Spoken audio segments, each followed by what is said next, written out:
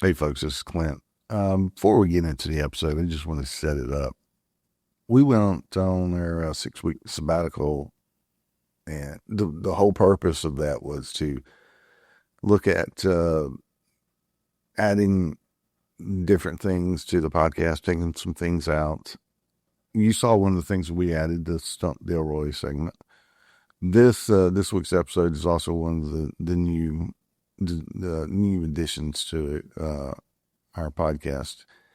We're going to, from time to time, step outside the format of the show and just do an episode on just anything. This particular episode is an interview with an upcoming successful writer and director who just so happens to be a very good friend of mine. And he was gracious enough to come on our podcast and let me interview him. And it's just an interview about his movie, and we touch on some other subjects as well. But I hope you enjoy it. It's different, but we will be back to our same format next week. Don't worry. This just happens from time to time, just to shake things up a bit. And again, we hope you enjoy it. So let's get into the episode. Yes, you are watching and listening to After Dark with Jamie and Clint, and I'm Clint, and Jamie's obviously not here with us. Instead, I have somebody that fills in his shoes for me, and he's the guest. So I would like you to welcome a man that many people call entrepreneur. Let me try that again.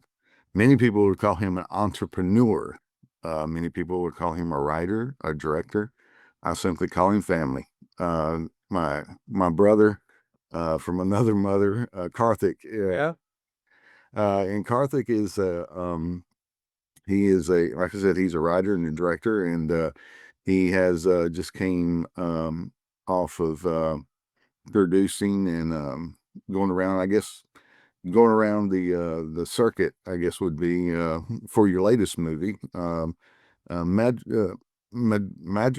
I knew I was going to butcher it. I knew I was going to butcher Madras Matinee. Yeah. And so first of all, I'd just like to ask you, how'd you come up with the name for the film? Was that like in the forefront when you were when you were writing it, or was it? Yeah. Clint, so great to be here. Like I said, just excited and to be talking to you about the movie. So actually, I had a different title while writing the screenplay, and I knew I called it a tentative title. I knew that was not going to be the title. And I have this habit of, I've noticed this, I have a habit of not naming my scripts beforehand. I think that process, you discover the right name when it all comes together. I remember we couldn't find a name. I think we edited the film and then we had to start promoting it. We just didn't have a name like 2 weeks prior to the whole promotion thing. Um, and then it was my cinematographer Anand GK who suggested this name, and it made a lot of sense. I'll explain this.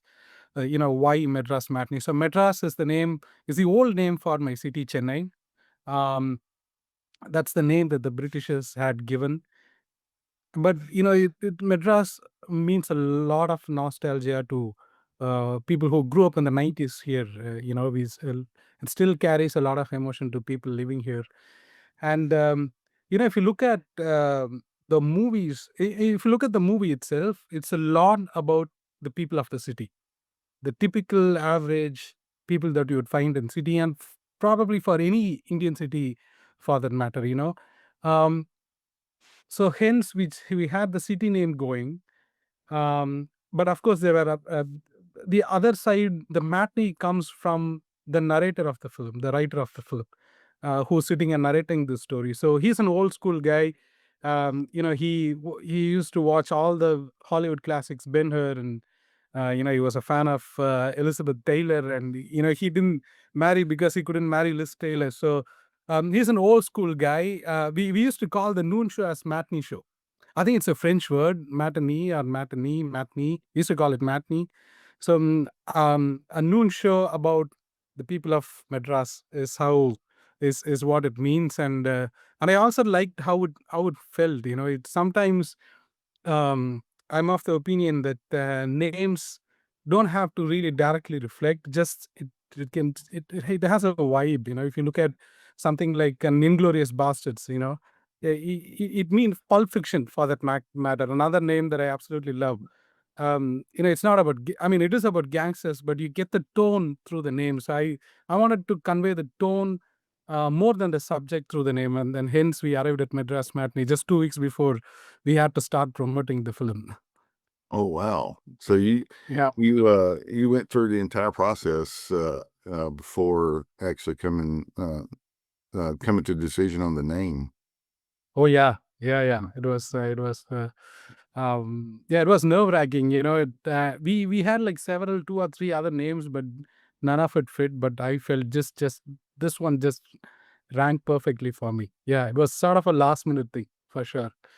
What sparked your interest in doing this film, or writing the film? You're the writer as well as the director. So what sparked your interest in this film? Again, as you said, it's a focus on the middle class, average family, husband, wife, a daughter, a son, and the dynamics of that unit. What sparked your interest in doing that? I think it's more to do with the fact that we don't make such movies anymore. For one, I wanted to make a movie that I wanted to see. It was as simple as that. And the second thing was, Clint, as you know, like I have a company, I'm doing well in life. Um, I just I had to pull out like a year away from my company, and I really wanted something meaningful to do. I was not trying to debut as a director, or I was not desperate to become a filmmaker. I would say even now I am a reluctant filmmaker. Unless I really got something to say, I don't think I'm going to go out there and then make films. Because it's a really tough process. Physically it's demanding, emotionally it's even more demanding. I've done few startups, but there's nothing like making a movie, editing it, showing it to people, getting the distribution, getting it placed in theaters, having the right marketing. That is very nerve wracking. So the way I went about it was, the movie should have the same value as a book. You don't assemble certain pages from several books and then make a book together, right? You really have to have something to say. You really have to have something meaningful to convey. Otherwise, books won't make it. And I feel that is the same way I should approach movies. I should tell stories that deserves to be told, and but perhaps are not being told already by contemporary cinema. And also, this movie is sort of similar to all the classics that I loved. I spoke about a river runs through it. It's about a family around the Mississippi River, if I'm not wrong. It's about fishing and family. And then there's another Sidney Lumet film called Running on Empty. It's about family. It's a family of four. I think the parents would have rebelled during their college days, and I think they would be wanted by the FBI, and they move on. They keep moving on cities, and their children would have to pay the price for it. So, I always loved movies about families, and I thought this just fit the picture. The story of the common man, um, I felt is not being told enough, or the beauty and the joy in it is not being stressed enough or represented enough in cinema. I felt that's a movie I wanted to see, and that's the movie I set out to make. Hmm. Well, it was how's your creative process go to that? You've got the idea you want to do this Yeah. film of the everyday man, and here's the idea. How you take it from an idea in your head to film up on the screen? What's your creative process for all of that? Yeah, I've written 2 screenplays now, and I think there is a pattern, and that is, like, what is the core? What is the purpose? Why should it even exist? So, for example, with the period script which I wrote, which was the first script that I wrote, I really wanted to show how South India was 2000 years ago.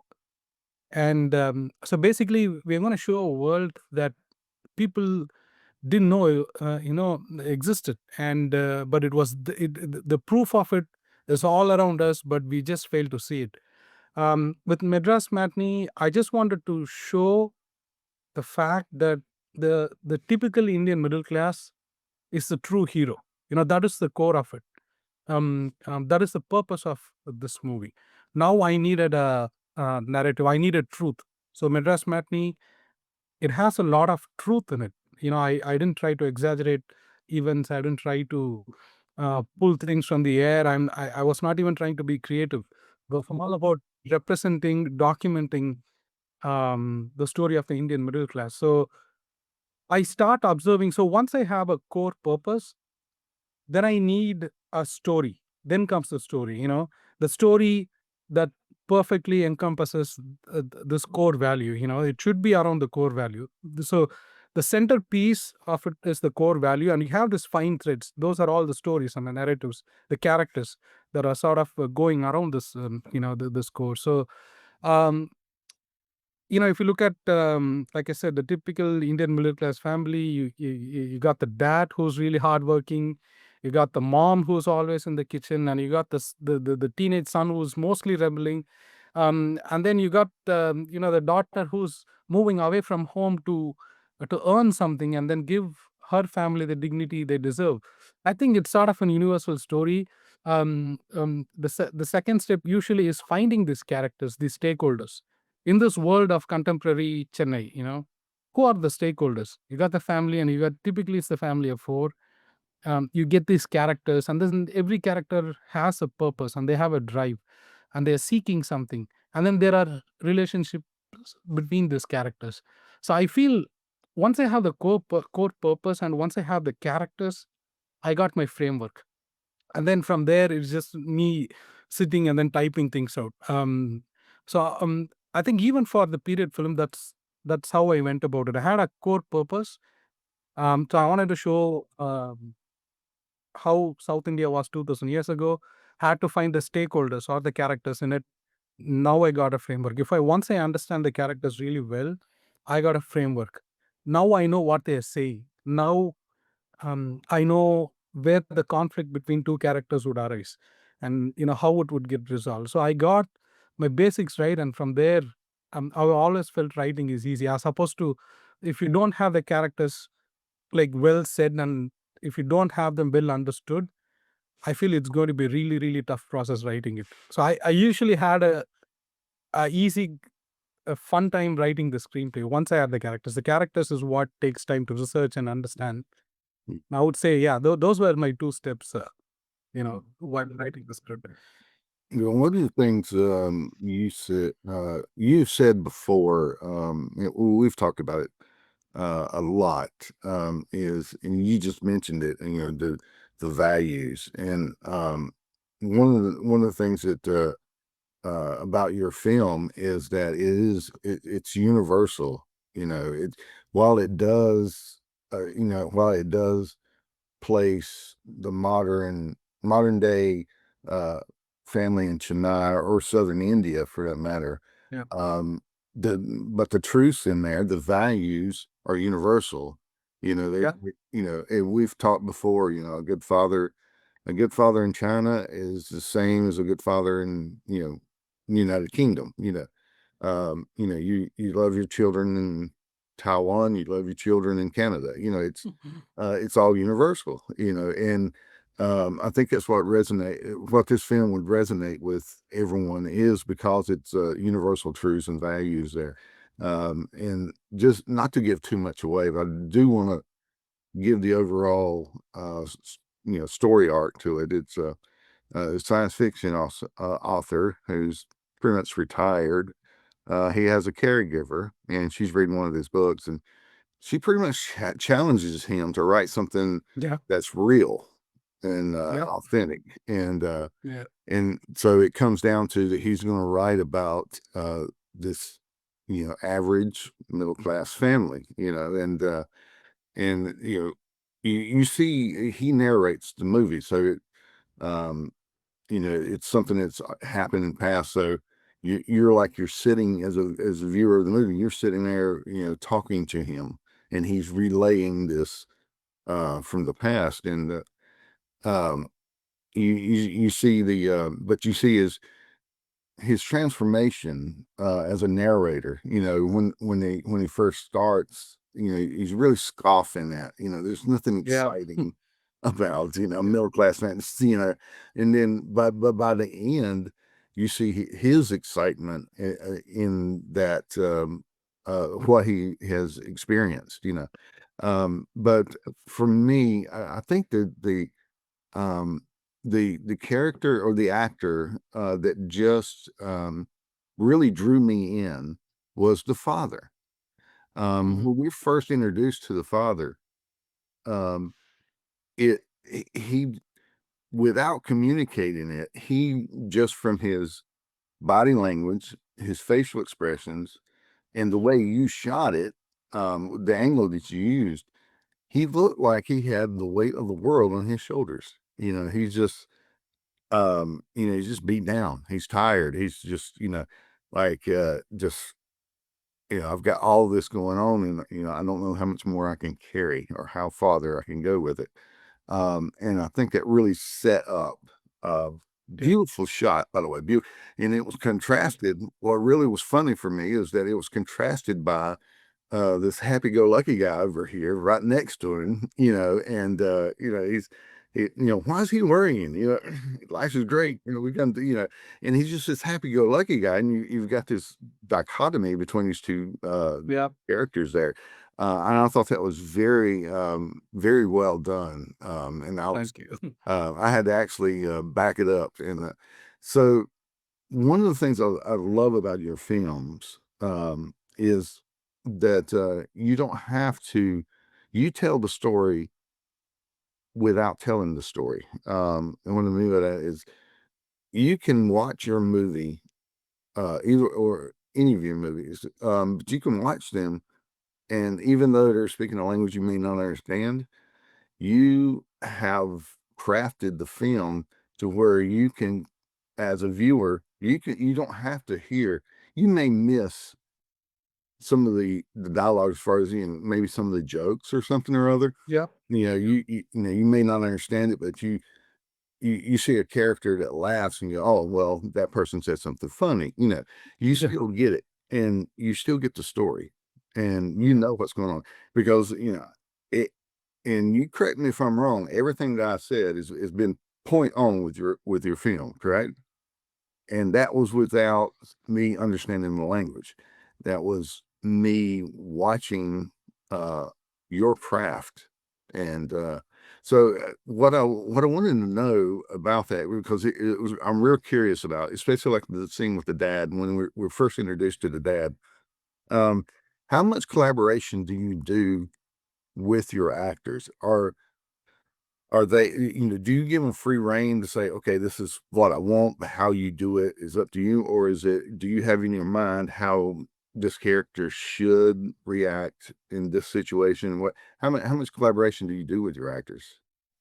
Yeah. Clint, going back to your, first point of this being a universal story, um, if you start traveling, one of the first things that, and if you start making friends, you get close to people and you find out that people are the same no matter which part of the world they are from. you know um you look at the airports, like I usually observe people when I'm at the airport, when I'm traveling, all you have to um you just look at the goodbyes. People are the same, the hugging, the goodbye. You don't want your loved ones to board the flight though they are supposed to go on the journey, the longing in the eye. um I feel, and I've been saying this to you for a long time now, I truly feel you remove the skin color, you remove the food on the plate, the god you're worshiping. I find people to be the same. The reason why I'm able to get along with you guys is that our fundamental values are the same. You do no harm, you love your neighbor, and you try to be inclusive, you try to speak the truth. Those are things we all believe in. And um, and I feel movies that, a lot of movies that stand the test of time and that have touched people no matter which part of the world they are from, they carry these universal values. So you look at Godfather, right? We don't understand Italian mafia, we don't understand, we have not seen any of that here, but we still understand, we are still able to relate to the values that we see, the human values that you see in the film. And so yeah, it's just amazing that we fight over petty things and we think we are all different, we are scared of each other. Now, unless you have a true conversation, there's no way you're going to discover each other. I feel it is so sad that um, we are living in a modern age, but still we still don't understand each other. Like you said, the dad is a dad everywhere, right? And a mom is a mom. So it's all the same thing. And going coming back to the question of this, you being able to relate despite not understanding language, I would say a lot of credit goes to the actors. There's, like I said, there is truth in their performance, and I felt it while shooting the film. Madras Matinee is a film where there is no central plot. It is a character driven film. It's like Raging Bull. um there is no, it's not like the Robert De Niro's character is trying to win a competition, just like what you would see in Rocky is a plot based film. The plot is, Rocky has to win that final round. That's what the movie is about. But Raging Bull is about it's about a very self-destructive character that has no particular goal in life. It's just drifting around. So Madras Matinee is a character based film. There is no central plot. And I knew if I didn't cast the right people, and I really knew it's not going to work out. I think a whole lot of credit has to go to the actors. I don't remember going through a lot of discussion before shooting a scene.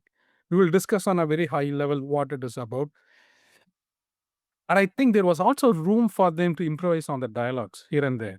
Uh, as long as the core message remains the same, they had the room to play around. So what happened with Madras Matinee was, uh, the actors related to the characters, and then they had the room to improvise here and there. And we didn't go, I would say, we didn't go like way off the script either. It was just words, a word replacement or the way it is delivered. I am not an actor, so I can't tell the actors how to act, but I am a writer. I can tell them what the characters are thinking on the head. That's the only seed I planted. And then from there, what professional actors do is that they could just take it and then, just go from there. It was just brilliant to watch. I would say, like I said, a lot of credit goes to really good actors. You cast well, I feel it's going to be fun as a director to see people go after their characters. Yeah, and it's more authentic. I think you're Yeah. just talking about they could ad lib their lines, and I think it comes across more authentic because Yep. your speech is a lot better than mine is right now, but it's it flows better if Yeah. you're speaking something you thought of. So if you give them the idea and then let them flesh it out, uh, that I think it comes across more authentic, more real. It's almost as if you just have the camera. These are real people, and Yep. you're just videoing their life. It's the way it Yep. felt. How is this? This film here, and this was vastly different from your first film. Your first film was it was darker, and Mhm. it really affected me. The last scene, and I don't want to give anything away because I would love for people to see it as well. That last scene with the mother, we've talked about this, and the look in her eyes. I think the look in her eyes was what really got to me. And your film, your first film is like, and I mentioned this to you. That's It's like The Lady and the Tiger Mhm. story, and the princess points to the door, and then he goes to the door and opens up, and the final line in the book is, and he opens the door, and that's final. So it was, it's up to you to try to interpret what was behind that door, a lady or a tiger. Yep. And I think the same thing in your film, with the son going away, the look in her eyes, uh, she didn't expect to see him again. Yeah. And so, but it's left up to you. Was she right or was she wrong? Did she see him? Did he return or not? And I really love that because, you're allowing the viewer to also participate in the film, so after the finished product is going up, you're not just a spectator, but when all is said and done, you're part of the film too because you finish it. But what I really want to know is how, it was vastly different. This one was, I walked away with yeah, I felt, I felt great. I felt good. I felt, happy. And the other one, I was really, torn. And like you said before, it's universal, and you play on those universal themes, the things that make us people, our Yeah. emotions and our values. You play on, and I don't mean that in a bad way, a good way. That's where your medium is. That's the unit, and you actually, at least, for me, you capture that. And if you're trying to elicit sadness, you've done it. If you try to elicit happiness, you did it. But damn, it was the process different with your second film than the first one as far as shooting it, because like I said, the first one was dark, Yeah. and when emotionally, I wouldn't say it was like a dark film as in like horror or anything like that, but emotionally heavy, The I guess mood. would Yeah. be a better way of saying it. Your first film was Yeah. emotionally heavy. Your second film was emotionally light. Yeah. So was shooting it, was it the same thing, or did you have to change how you directed the second movie? Yeah. Really good question, Clint. So I've always admired directors who could direct different genres. Steven Spielberg was a master at it. Like he could make something like E.T., and then he could make something like Saving Private Ryan. Like completely do two different genres, and the way it's presented. So I would say, from early days, I consume a lot of cinema. So I think that really helped. I used to think I'm wasting my time watching too many movies. I used to watch 10 movies a week, and um, without really understanding what I'm going to do with it, you know. But I think it's really interesting how if you have if you have a certain interest, and if your brain tells you to do something, perhaps it does mean something. That's what I've discovered about myself. I kept on watching films after films, and I used to organize how I used to go about watching films. I'll take an actor, and then I'll watch all their films, and then I'll probably watch all the the movies that were nominated for the Academy Award for any given year. So I used to do it very professionally. So I've seen a lot of cinema, and I've always admired filmmakers who can shift different genres. Like if it's the same thing again and again, I sort of lost interest. That's what I found about myself. And once again, I think if you take any person, right, there's darkness inside of us. There's happiness inside of us. There's romance and there's bitterness. And like, we are a father, we are a son. So we have all these emotions inside us. And I think I would really put it down to the actors being true to that emotion. And one of the things I've learned in shooting the short film, which the one that you mentioned, and also this feature film, is that as a director, of course, there are aesthetics associated with it. For example, if you're shooting a dark mood, there are colors associated with it and things like that. I wouldn't go into that for now.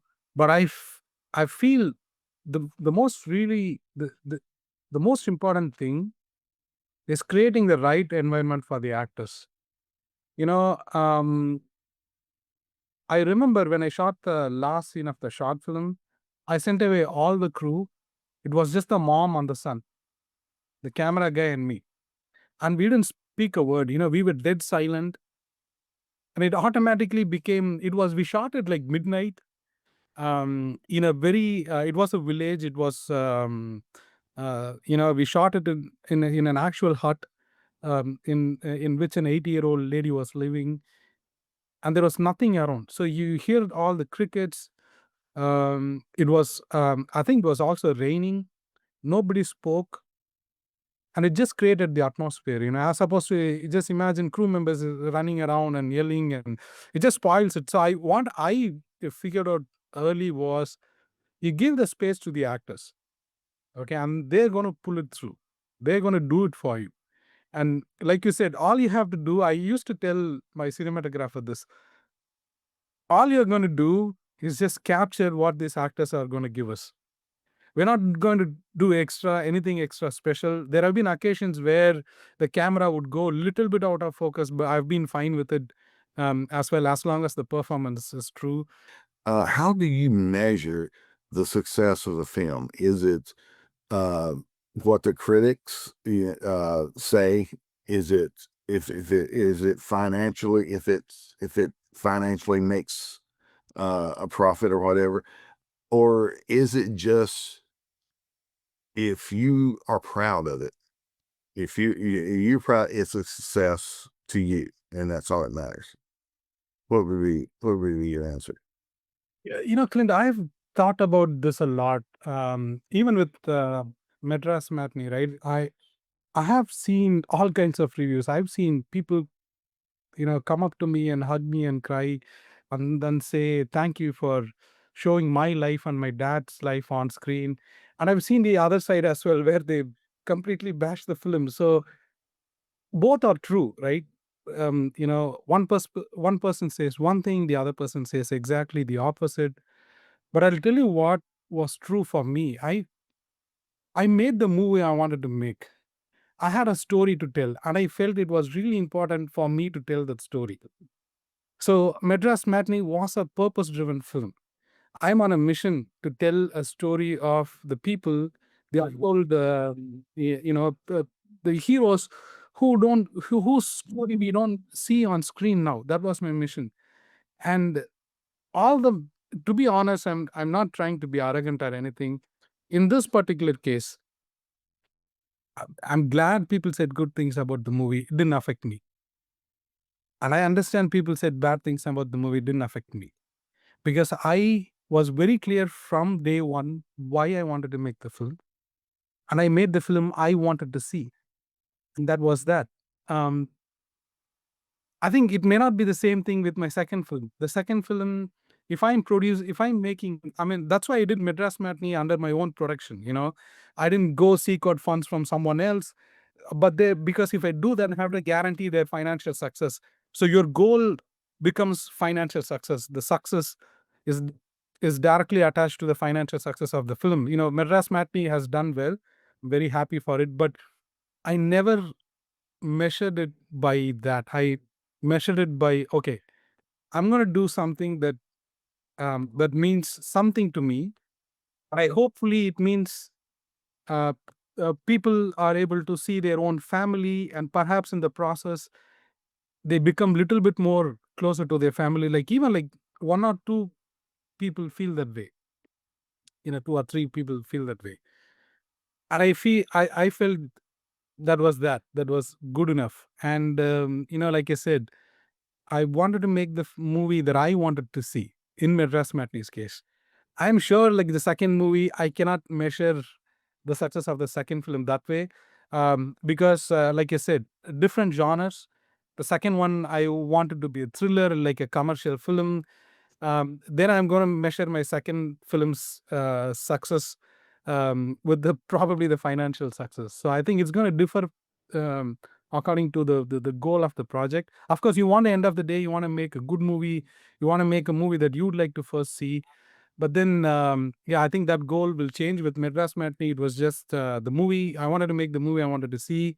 Had absolutely no regrets. Very, very happy. I feel making that film is one of the best things that I've done in my life. And I'm sure, like, even if, yeah. Oh, I'm Yeah. sorry to interrupt. Go ahead. No, no. Yeah, I was going to say that even if I look back at it like 30, 40 years from now, I'm going to be really happy about it. Meaningful. I would say meaningful. Yeah, Mm. I will tell you, you have made a gem, brother, a real gem. Thank you. It is up there. For me, it's there's films that you do that they're cotton candy. They're sweet, savory, but you walk out of the theater and you've forgotten it. You're on to the next. It's just Yeah. just. But then there are other films that are um, that they stay with you, and Yeah. that was your film. Thank you. I watched it, and honestly, like for a week after, I was still processing the film, what I saw. It was just I took it all in, and and so it was like if I'm gonna equate one film to cotton candy, the other one would be a 5-course meal, and I have take home. I've got the takeout or the leftovers, or whatever, and I got to take it home and still continue to consume it. And so that's the way it was with your family. And then to me, that's a gem. That's a gem. That's a rarity. And Thank you. you know me. I'm a film buff like you, Yeah. and seen everything that I could. And there's a process of where you just crank out a film to be entertained, but then there are those rare gems that actually affect you, and you can ruminate on it for a long time, and then still later on in life you'll reflect back on it. I think it Oh, stayed yeah. with you for a long time, and you've done that with your film. So Thank you so much, Clint. Thank you. thank you for making it. And thank you for spending your time with me and doing this for the podcast. And it's um I mean, this is the podcast. It's normally it's Jamie, but it's just two guys having a conversation, and we and so um I really liked how you talked about your next film. That what is a success may you may measure it Yeah. differently. But I can guarantee you one thing: you're going to be proud, Mhm. because I know Oh, and you don't cut corners. And thank you, Clint. I appreciate it. I absolutely enjoyed it. Like I said, any conversation with you is it's such a joy. And I've been telling folks about the things that we spoke about. When I was there, I speak about you guys here all the time. Absolutely loved it. Thank you so much for having me on the podcast, Clint. Hopefully we do many more of this, and hopefully we do one in India when you're here. yeah, I would love that. I absolutely would Yeah. love that. Yeah. My plan is I want to spend my birthday with you. So Oh, that will be great. That will be great. That will we're be great. planning, we're making plans for that now. So, again, thank you for gracing, our podcast with your presence and your wisdom. And I just appreciate you taking the time and talking about film. And again, we're going to plug that film. and it'll be on the bottom of the screen here. Got it. And we'll put some publicity out. We'll put some links into they'll be in the comments, links to, and for us in the US, Sun NXT, Yes. streaming, is it streaming on Amazon Prime as well, I believe? I think it's on Sun Next in the US. Oh. Amazon Prime only in India so Okay. far. Okay, so for Yeah. what we, I don't know where our listeners are. They're all over the world. So whatever country you're in, look it up. But if you're in the U.S., we do know it's Sun NXT or Sun Next. Clint, thank you so much for your kindness, your friendship on time. I absolutely enjoyed it. Thank you. I'm gonna let you go now, and I'm gonna let our listeners go as well. Hey, thank you for everything you've done for us, and like I said, for pouring into my life, and I appreciate it. I love you, brother. Thank you so much. Love you, Clint. Bye. Talk to you soon. All right, bye. Clint's got the stories, Jamie's got the jokes. They're spilling